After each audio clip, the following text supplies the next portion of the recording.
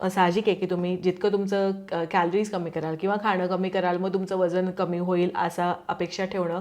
पण Wien you start actually doing that वजन काही तुमचं कमी होत नाही आहे तेवढंच राहतंय किंवा ॲट टाईम्स कधी कधी वाढतं सुद्धा वजन is what people realise. The aim should be to drop fat. The aim should not be to drop muscle. आपल्याला मसल जो आहे तो ठेवायचा आहे, बोन डेन्सिटी जी आहे ती ठेवायची आहे आणि तुम्ही मसल तुमचा जो आहे तो वाढवायचा आहे किंवा मेंटेन करायचा आहे. नमस्कार, मी अमिता. मी आदिती. तुमचं आणि आमचं सेम असतं पॉडकास्टवर आपलं स्वागत आहे. इथे आपण आरोग्य, आहार आणि रोजच्या जीवनातले छोटे किंवा मोठे पण महत्त्वाच्या विषयांवर चर्चा करणार आहोत. मी आदिती कुलकर्णी तुमच्या मनातले प्रश्न विचारणार आहे आणि मी न्यूट्रिशनिस्ट अमिता, म्हणजे आहार तज्ज्ञ किंवा पोषण तज्ज्ञही म्हणतात, त्या प्रश्नांची उत्तरं देणार आहे माझ्या 15 वर्षांच्या अनुभवावरून.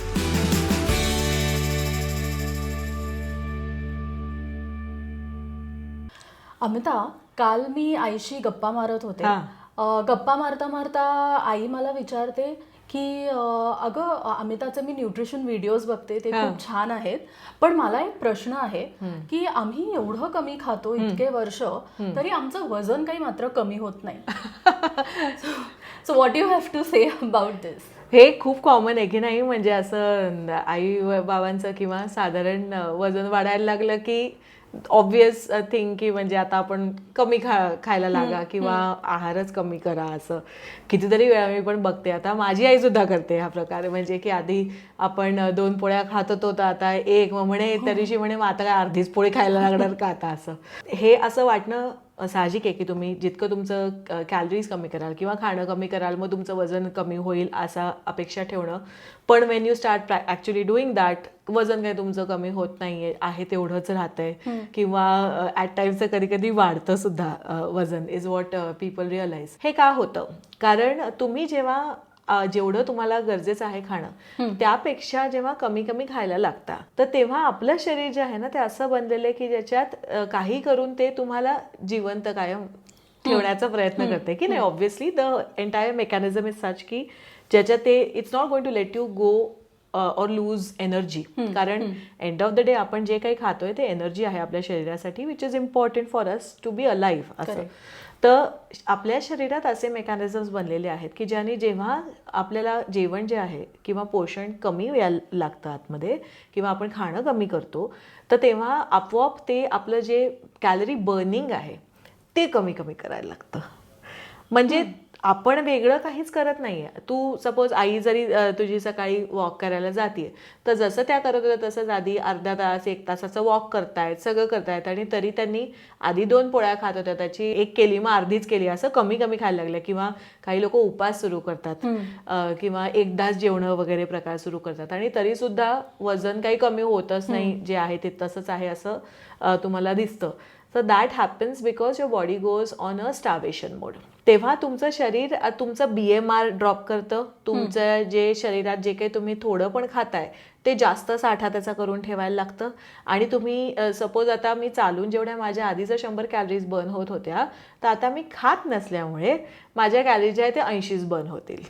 त्यामुळे तुम्ही ओव्हरऑल जरी कॅलरी डेफिसिटकडे जायला लागलात की म्हणजे आपल्याला लागत आहेत त्याच्यापेक्षा आपण कमी कॅलरीज खायच्या की ज्यांनी वजन कमी होणार आहे, is the common sensical or most commonly known concept in weight loss. पण त्याच्या विरुद्ध होतं कारण तुम्ही हा लक्षात नाही घेतलं की शरीर काय करते. शरीर म्हणते की नाही मी नाही जाऊ देणार. दुसरी गोष्ट काय होते ह्याच्यात की जेव्हा तुम्ही एखादा म्हणजे सपोज आता आई लग्नाला गेली आणि मग तिथे तिने थोडंसं खाल्लं, काही पुरी खाल्ली का पुलाव खाल्ला, पाणीपुरी खाल्ली, श्रीखंड ओके म्हणजे गोड आवडतं तर गोड काही खाल्लं की नाही. मग अशा वेळेला जेव्हा एरवी खूप कमी खाताय आणि मग तुम्ही एकदा जाऊन थोडंसं काही वेगळं जे तुम्ही पथ्याबाहेरचं किंवा कॅलरी रिच असं काही जर खाल्लं तर तेव्हा मग शरीर काय म्हणतं की हे माहित नाही काही ह्यांचा नेम नाहीये, आज देत आहेत उद्या नाही देत आहेत, कधी खायला देतात कधी नाही, असं मग जे येत आहे त्याचा साठा करून ठेवा असं होतं शरीरात. आणि तसं झाल्यामुळे मग तुम्हाला तुमचं ओव्हरऑल जरी आपण आठवड्याभराच्या कॅलरी जरी बघितल्या की त्या सगळ्या ठीक आहेत की म्हणजे दे आर ऑल कमीच आहेत, जास्त नाही आहेत, इतकं कमी खातोय पण तरी वजन आहे तिथेच राहतं जैसे थे. हा प्रकार होतो in that age group specifically. आपल्या ह्याच्यात पण होतं, कारण आपण न कळत जसं आता जे ऑफिसला जाणारे लोक आहेत तर त्यांचं पण ते म्हणतात नाही नाही मैं तो बहुत कम खा रही हूँ, किंवा मी आता संध्याकाळचं खाणं सोडून दिलंय, किंवा मी 5 वाजता नुसतं एक फळच खाते.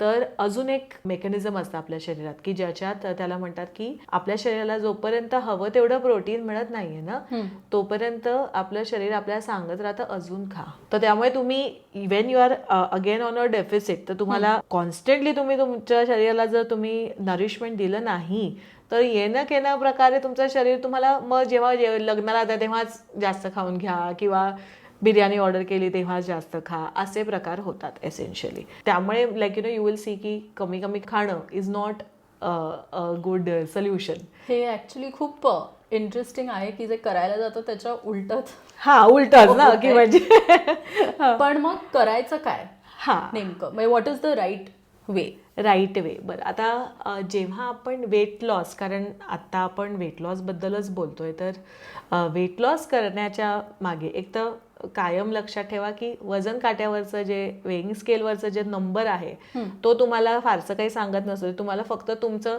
टोटल वजन किती आहे हे सांगत असतं. मग त्याच्यात तुम्हाला कळत नाही की फॅट किती आहे, किंवा मसल किती आहे, किंवा पाणी किती आहे, हे काही कळत नसतं तुम्हाला. सो आपण वजन कमी करायला जेव्हा जातो तर तेव्हा तुमचं मसल पण कमी झाले तरी तुमचं वजन कमी होणार आहे, तुमचा एखादा हात गळून पडला तरी वजन, हो की नाही. म्हणजे खूपच एक्स्ट्रीम एक्झाम्पल झालं. न्यूट्रिशनिस्ट मध्ये आमचा हा स्टँडर्ड जोक आहे की तुम्हाला 20 किलो कमी करायचंय तर ठीक आहे, then you just drop like say 1 appendage असं. पण अशा प्रकारे पण, so if that is the only goal, तुम्ही कसंही करून वजन कमी करू शकता. पण तेव्हा तुम्हाला कळत नाही, लक्षात नाही येत की तुमचं वजन कुठलं काय कमी होतंय नक्की. The aim should be to drop fat, the aim should not be to drop muscle. आपल्याला मसल जो आहे तो ठेवायचा आहे, बोन डेन्सिटी आहे ती ठेवायची आहे, आणि तुम्ही मसल तुमचा जो आहे तो वाढवायचा आहे किंवा मेंटेन करायचा आहे.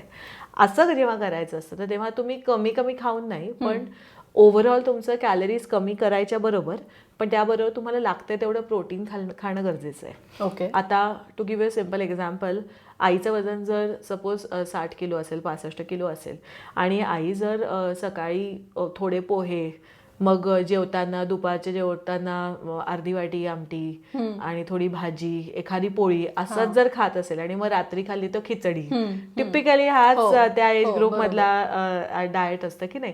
तर हे जर तुम्ही खात असाल तर त्याच्यात मग तुम्हाला दिवसभरात तुमची protein requirement is around 60-65 grams. 60 ते 65 ग्रॅम तुम्हाला प्रोटीन प्रत्येक दिवशी खायची गरज असते. पण आईने मग काय खाल्लं, किती प्रोटीन खाल्लं, जेमतेम 5 ग्रॅम. मग असं जेव्हा होतं तेव्हा मग तुमचं शरीर म्हणतं की आम्हाला जेवढं आहे तेवढं मिळत नाहीये, तर मग मी बर्न पण नाही करणार असं. सो कमिंग बॅक टू की मग किती कसं खाल्लं पाहिजे, तर तुम्ही प्रत्येक मीलला प्रोटीन खा. तर आता किती ग्रॅम वगैरे असं प्रश्न पडतात, तर सर्वसाधारण माणसाला असं किती ग्रॅम्स ऑफ प्रोटीनच्या भानगडीत पडायची खरं तर गरज नसते. म्हणजे तुम्हाला तुमचं आरोग्य मेंटेन करायला जे आहे, you can just go by say साधारण आपला जो हात असतो की नाही, तर आपल्या हाताच्या साईजचं हे जे पाम आहे, तर ह्या पामच्या साईजचं जर तुम्ही प्रोटीन खाल्लं, म्हणजे साधारणपणे एक ऑमलेट, एका अंड्याचं साधारण एवढं ऑमलेट होतं, तर एक मी ऑमलेट खाल्लं, किंवा डाळीच्या पिठाचं धिरडं खाल्लं, 1-2 खाल्ली अशी धिरडी एवढी. तर असं प्रत्येक मिलला. मग नाश्त्याला हे झालं, तुम्ही दुपारच्या जेवणात मग एवढी डाळ, म्हणजे मग 1 वाटी अशी बसते की नाही, तर एवढी डाळ तरी खाल्ली पाहिजेत कमीत कमी. मग त्याच्याबरोबर मग अजून तुम्ही दही वगैरे खाल्लं तर तितकं अजून प्रोटीन तुम्हाला मिळणार. तसंच रात्री मग तुम्ही जर चिकन खाताय किंवा पनीर खाताय तर ते एवढं, म्हणजे वाटीभर साधारण. सो हा जर तुम्ही हिशोब ठेवला योर पाम साईज, तर आता मी बाबांचा हात मोठा आहे, मी तेवढं खाते, किंवा माझ्या मुलाच्या हाताच्या साईजचं मी एवढंच खाते असं नाही. आपल्या हाताची साईज आहे, पामची साईज आहे, तेवढं जर तुम्ही प्रोटीन प्रत्येक मीलमध्ये खाल्लं ना, तर बऱ्यापैकी प्रोटीन तुम्हाला मिळतं. Although it won't be sufficient, अगदीच पूर्णपणे तुम्हाला जेवढं हवं तेवढं नाही मिळत त्याच्यात, पण at least steel better than 5 grams of protein असं. सो ह्या पद्धतीने जर तुम्ही खाल्लत की like your palm size in, आणि एक लक्षात ठेवा की प्रत्येक मीलमध्ये तुमच्या प्रोटीन असलं पाहिजे आणि भर हा पोळी आणि भातावर नका ठेवू, प्रोटीन आणि भाजीवर ठेवा, असं प्रोटीन रिच फूड्स जे असतात त्याच्यावर. हा एक खूप महत्वाची गोष्ट सांगितली आहे जी बऱ्यापैकी दुर्लक्ष केली जाते. सो हे कळलं की का कमी खाऊ नये, काय बरोबर आहे. एक अजून गोष्ट मी वाचली आणि माझ्या आजूबाजू सुद्धा मी लोकांना बोलताना ऐकली की साधारण 40+ वुमेन त्या म्हणतात की आमचं आपोआप वजन वाढतंय. हो. आता हे आपोआप कसं होतं, I am sure there is some science, some scientific thing behind it. So ते काय आहे हे जे आपोआप वजन वाढतं? असं आय रिमेंबर माझी आई पण जेव्हा 40शीत होती तर तेव्हा भिशी व्हायची की नाही सगळ्यांची. तर भिशी झाली की सगळ्या आपल्या हेच डिस्कस करत असायचे की हे हल्ली काय जाऊ दे आता, ब्लाऊज फारच टाईट होतंय, मी साडी नेसत नाही आता, हल्ली मी ड्रेसेस घालायला लागले वगैरे ना. Everywhere we hear this conversations. तर आणि मग त्या सगळ्या म्हणायच्या एकमेकींना की नाही नाही माझं तर श्वास जरी घेतला तरी वजन वाढतं. बरोबर. खूप कॉमन डायलॉग आहे हा की श्वास घेतला तरी माझं वजन वाढतंय मला सीन. पण आणि मग जर कोणाला सांगायला गेलं तर सगळे मूर्खात काढतात, कारण काही पण काय तुम्हीच खात असाल नक्की न कळत. किंवा तुम्ही खाताय पण तुम्हाला कळत नाही. आता the fact behind it is की सायंटिफिक फॅक्ट त्याच्यात असं आहे की 2 गोष्टी आहेत की तुमच्या नकळत तुम्ही खातही असता. ओके, की कारण इनव्हिजिबल कॅलरीज ज्या असतात ह्या खूप असतात. आता जाता येता तोंडात एक बिस्किट टाकलं किंवा खारी शेंग पडली होती आता एवढीशीच, आणि बायका हे खूप जास्त करतात की म्हणजे आता थोडंसंच उरलंय तर मी ते खाऊन टाकते, हो की नाही. तर आता मग हे एवढं इतकं थोडं कुठे काढून ठेवा, मग ते फ्रीजमध्ये ठेवा, जाऊ दे असं. तर ते थोडं थोडं करत इट ॲड्स अप. ते पूर्ण त्याचं टोटल कॅलरीज तुमच्या वाढतात इनव्हिजिबली, म्हणजे तुमच्या न कळत. आणि ते माइंडलेस इटिंग पण होतं. So that is the first thing की. आणि प्लस कसं करतात की नाही हल्ली माझं 5 दिवस सोमवार ते शुक्रवार माझं अगदी डाएट किंवा मी अगदीच कमी खाणार, आणि मग शनिवारी रविवारी बाहेर गेलं की मग मोह होतोच खायचा, मग तेव्हा तुम्ही जास्त खाल्लं जातं. तर ह्या प्रकारामुळे काय होतं की तुमच्या टोटल कॅलरीज, ॲव्हरेज कॅलरीज ज्या आठवड्याभराच्या असतात मग त्या वाढतात त्याच्यात. हे एक कारण झालं. काही असतात जे खूप डिसिप्लिन्ड असतात की ते नाही खात असं बाहेरचं, किंवा त्यांचं कॅलरी इंटेक पण एवढं जास्त नसतं खरंच, आणि तरी त्यांचं वजन वाढतं. हेही होतं. ते का होतं? कारण साधारण 40शीच्या दरम्यान लाईक 40-45+ ज्या बायका होतात तर तेव्हा तुम्हाला मेनोपॉजचा एक असा शॅडो तुमच्यावर यायला लागतो. ओके, मेनोपॉजचा शॅडो म्हणजे काय? सगळ्यांना वाटतं की मेनोपॉज म्हणजे तुमचा पिरियड संपला आणि वर्षभर झालं की मगच काय ते मेनोपॉजचे त्रास व्हायला लागतात, असं एक खूप गैरसमज आहे. कारण मेनोपॉजचे त्याच्या आधी पण बरीच सुरुवात होते. So there is something called pre menopause, then there is peri menopause, आणि मग मेनोपॉज, मग पोस्ट मेनोपॉज. म्हणजे एवढ्या स्टेजेस असतात. म्हणजे आपल्याला पण we need to prepare for that. की म्हणजे फॉर ऑल यू नो की जर आता आपण प्रेडिक्ट नाही करू शकत ना आपल्याला मेनोपॉज कधी अचीव होणार आहे. They is determined by a lot of different factors. पण जर तुम्ही 30-35च्या पुढचे असाल तर मग तुम्हाला you need to start preparing for menopause, कारण तुम्हाला पेरीमेनोपॉज 5 वर्ष आधी पण सुरू होऊ शकतो, 6 वर्ष आधी पण होऊ शकतं, किंवा 10 वर्ष आधी पण होऊ शकतं, किंवा अगदीच 1 वर्ष. So it's very individual, no one can predict it. पण त्याच्यात काय होतं, as you are approaching menopause तुमचे एस्ट्रोजन लेवल्स ड्रॉप व्हायला लागतात. आपल्या शरीरात बायकांचे ह्याच्यात आपल्याला वी हॅव 2 फिमेल हॉर्मोन्स की नाही, एस्ट्रोजन आणि प्रोजेस्ट्रॉन.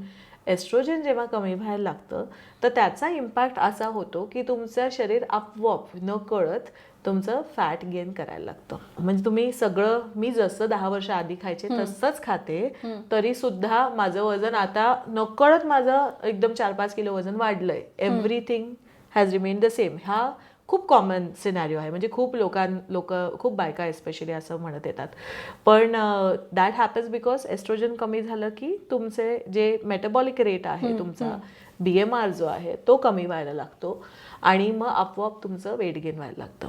जर इफ यू नोटिस्ड आपल्या आईच्या जनरेशनच्या सगळ्यांची बीपीची गोळी किंवा कोलेस्ट्रॉलची गोळी ही सगळे 45+ सुरू झाल्या त्या दरम्यान. म्हणजे मग आता अटेन 25 दिली डॉक्टरांनी, आता सांगितलं की तेवढी घ्या.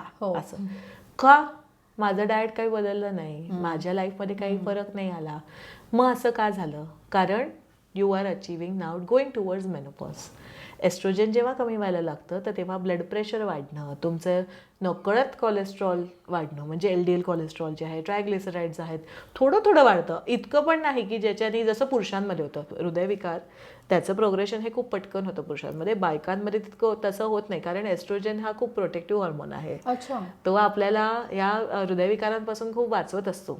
पण जसं त्याचा इम्पॅक्ट कमी व्हायला लागतो as your going towards menopause, तर तेव्हा तुम्हाला हे त्याच्याशी संबंधित जे सगळे प्रकार आहेत, म्हणजे तुझं ब्लड प्रेशर आहे किंवा LDL, आपण लिपिड प्रोफाईल बघतो, तर ते जे आहे ते सगळं गडबड व्हायला लागतं. And that is why you see around that time की तुमचं फक्त वजन नाही वाढत आहे, but these other factors are also changing in women एस्ट्रोजनमुळे. पण मग ते जे फ्रॅक्चर्स वाढतात किंवा पाय दुखणं वगैरे, ते पण ह्याच्यामुळे होऊ शकतं किंवा बघ कसं होतं की जेव्हा आपलं एस्ट्रोजन कमी व्हायला लागतं किंवा मुळातच आपल्याकडे बायका काय पुरुष काय सगळेच म्हणा, पण आपल्याकडे कोणी ना मसल वाढवण्याकडे म्हणजे रेझिस्टन्स ट्रेनिंग, स्ट्रेंथ ट्रेनिंगकडे जात नाही जास्त. तर म्हणजे जिमला नको बाबा, गेल्यावर तुमचं नुसते हात जाडे होतात वगैरे असं, किंवा असं पैलवानासारखी बल्कअप होतो. म्हणजे मग ब्लाऊज बसत नाही जिमला गेले त्यामुळे असं. सो ओव्हरऑल जरा थोडं त्याच्याकडे लक्ष किंवा दुर्लक्ष केलं जातं. नॉर्मली सगळे नुसते आपले वॉकच करू आपण किंवा योगा करू ह्याच्यावर भर असतो की नाही. तर आता त्याच्यात काय होतं, जेव्हा तुम्ही कुठल्याच प्रकारे तुमचं मसल वाढवण्याकडे, मसल कशाने वाढणार आहे तुमचं, की एक आहे की तुम्ही प्रोटीन सफिशियंट किंवा जास्त म्हणजे त्याप्रमाणे जर प्रोटीनवालं डाएट खाल्लं तर, आणि त्याला जोडीला जो व्यायाम लागतो तो जर तुम्ही केला नाहीत किंवा मसल वाढवण्याकडे किंवा मेंटेन करण्यासाठी जर तुम्ही काही काम केलं नाहीत, तर जसं एस्ट्रोजन कमी व्हायला लागतं तसंच तुमचं स्केलेटोमस्क्युलर चेंजेस, की म्हणजे ज्याच्यात तुमचे मसल आणि स्केलेटन म्हणजे तुमचे जे स्नायू आहेत ते आणि हाडं याच्यात पण बदल यायला लागतात. सो हे सगळं आपण म्हणजे बायकांबद्दल तर बोललो, पण I have noticed one thing, पुरुषांचं मात्र काही वजन वाढत नाही. ते असतं तसंच, वाढलं तरी थोडंफार वाढतं, पण त्यांचं तसंच राहतं ना. म्हणजे काही खाओ, पार्ट्या करो, काही सो ते का, आज तर मला जाणून घ्यायचंय ते का तसं का होतं असं. ऍक्च्युली असं नाही की त्याचं वजन वाढत नाही, वाढतं ना, चांगले गालवर येतात, पोट बाहेर निघतं, त्यांचंही होतं. पण हा मुळात काय की पुरुष आणि स्त्री यांचं शरीर खूप वेगळ्या पद्धतीने बनवलं गेलंय. पुरुषांचं म्हणजे जर आपण 60 किलोचा एक पुरुष घेतला आणि 60 किलोची स्त्री घेतली, तर त्या दोघांच्या जर कम्पेअर केलं तर पुरुषांमध्ये जे लीन बॉडी मास असतं म्हणजे मसल्स असतात ते जास्त असतात, बायकांमध्ये कम्पॅरेटिव्हली त्यांच्यात फॅट जास्त असतं. आणि असं का बरं, मुळातच म्हणजे टू बिगिन विथ की झालं आपल्यात फॅट जास्तच आहे आधीच, पण ते तसं का असतं, कारण आपल्याला म्हणजे our body is designed in a way to be able to give birth. आपल्याला जन्म द्यायचा आहे पुढे आपल्या नेक्स्ट जनरेशन्सना. मग जेव्हा बाईला एका बाळाला जन्म द्यायचा असतो तर तेव्हा एक लक्षात घ्या की आपल्या शरीराची पूर्ण रचना अशी केलेली आहे की वर्स्ट केस सिनॅरिओमध्ये पण वी शुड थ्राईव्ह. बरोबर. मग जर आता तुम्ही प्रेग्नंट आहात, तुम्ही गरोदर आहात आणि खायला नाही मिळते, तर मग त्या बाळाला त्याचं पोषण करायला तुमच्या शरीरात साठा असतो. मग तो साठा कुठे असतो, तर बायकांचं जास्त, if you look at it, तर हिप्स वगैरे मध्ये जास्त फॅट असतं. पुरुषांचं जे असतं ते पोटाच्या भोवती त्यांचं वजन वाढतं. तर त्यामुळे जरी तू बघितलं की पुरुष असे साधारण 40-50 नंतर जरी ते म्हणतात की नाही आता आपल्याला काहीतरी करायला हवंय, असं ते पोटासाठी म्हणत असतात. लाईक त्या यू सी बेली फॅट, त्यांचं पोट निघतं बाहेर, पण हात वगैरे तसेच दिसतात नॉर्मल. आणि बायकांचं कसं होतं की दंड पण वाढतोय, मग ब्लाऊज पण बसत नाहीये, मग पोट थोडं सुटले. अल्दो पुरुषांइतकं बायकांचं पोट नाही सुटत जसं त्या पुरुषांचं होतं तसं. एक क्वचितच you see like someone having a very big belly in women, पण पुरुषांचं असं मोठं अशी ढेरी बाहेर येते असं जसं आपण म्हणतो ते. तर ते ह्या प्रायमरी फरकामुळे. टेस्टोस्टेरॉन बाय इटसेल्फ, आणि बाय द वे बायकांमध्ये पण टेस्टोस्टेरॉन असतं. म्हणजे आपल्याला वाटतं की हा मेल हॉर्मोन आहे तर मग तो बायकांमध्ये नाही, असं नसतं, बायकांमध्ये पण असतं टेस्टोस्टेरॉन. टेस्टोस्टेरॉन मुळात एक फॅट बर्न प्रमोटिंग हॉर्मोन आहे. तर जेव्हा तुमच्यात म्हणून तर सगळे करतात ना हे प्रकार, हल्ली ऐकलेत का, कोल्ड थेरपी हे करतात बघ, कोल्ड शावर्स घेतात किंवा गार पूर्ण पाण्याच्या टबमध्ये झोपतात किंवा बसतात किंवा you see those cryogenic therapies वगैरे असे जे म्हणजे गार ब्लास्ट करायचं, तर त्याच्यानी तुमचा ग्रोथ हार्मोन टेस्टोस्टेरोन असे हे प्रकार थोडे वाढतात म्हणून करतात ते. बट पुरुषांमध्ये टेस्टोस्टेरोन जास्त असल्यामुळे एनिवे त्यांचे पुरुषांना घाम जास्त येतो बघ बायकांपेक्षा, त्यांचं बेझल मेटाबॉलिक रेट थोडीशी हाय असते आपल्यापेक्षा. सो आणि मुळात लीन बॉडी मास पण जास्त आहे, त्यामुळे कॅलरी बर्निंग जास्त असतं. तर त्यामुळे जरी तू एक बिस्किट खाल्लं आणि your husband it's 1 biscuit, okay, त्याच्या शरीरात ते बर्न ज्या पद्धतीने होणार आहे पटकन होणार आहे अनफॉर्च्युनेटली, आणि तुझ्या ह्याच्यात ते थोड्या वेळाने बर्न होणार आहे. Your body is trying to conserve muscle आणि कन्झर्व फॅट एज वेल.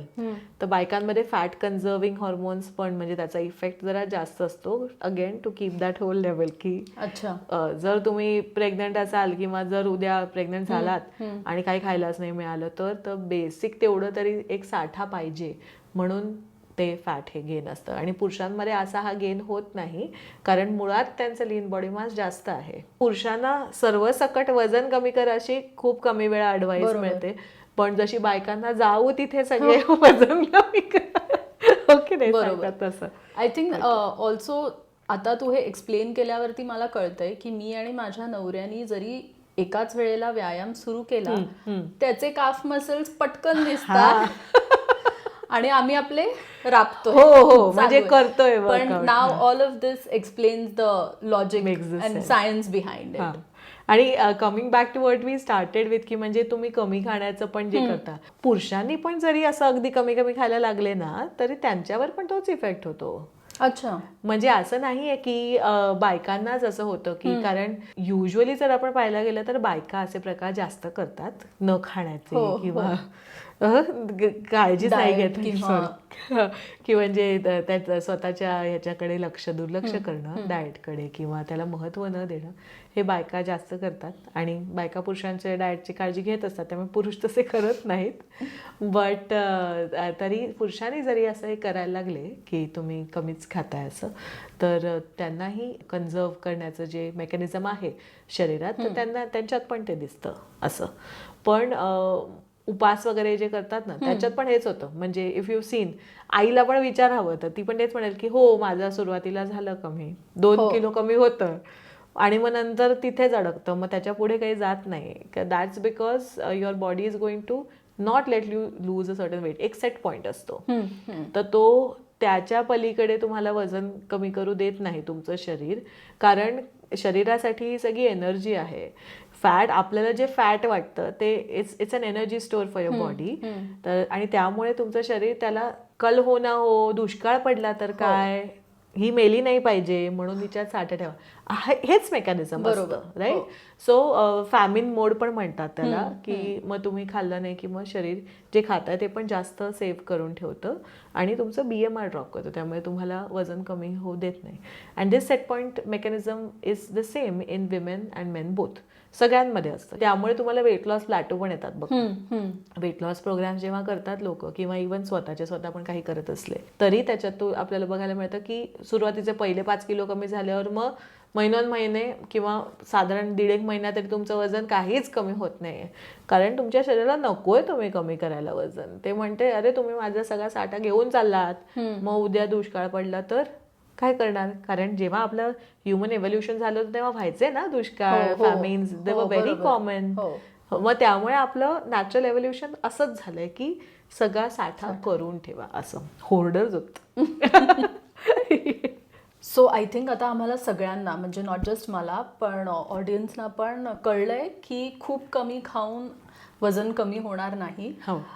तुम्ही बरोबर खाल्लं पाहिजे, इनफ खाल्लं पाहिजे आणि व्यायाम केला पाहिजे त्याच्याबरोबर. आशा आहे की तुम्हाला हा एपिसोड आवडलाच असेल आणि हा एपिसोड सगळ्यांपर्यंत पोहोचवायची जबाबदारी तुमची आहे बरं का. तर हा जरूर शेअर करा आणि सबस्क्राईब पण करा. तुम्हाला जर काही प्रश्न असतील किंवा कुठला विषय सुचवायचा असेल तर तसं marathi@gmail.com इथे नक्की मेल करा. लक्षात ठेवा, तुमचं आणि आमचं सेम असतं.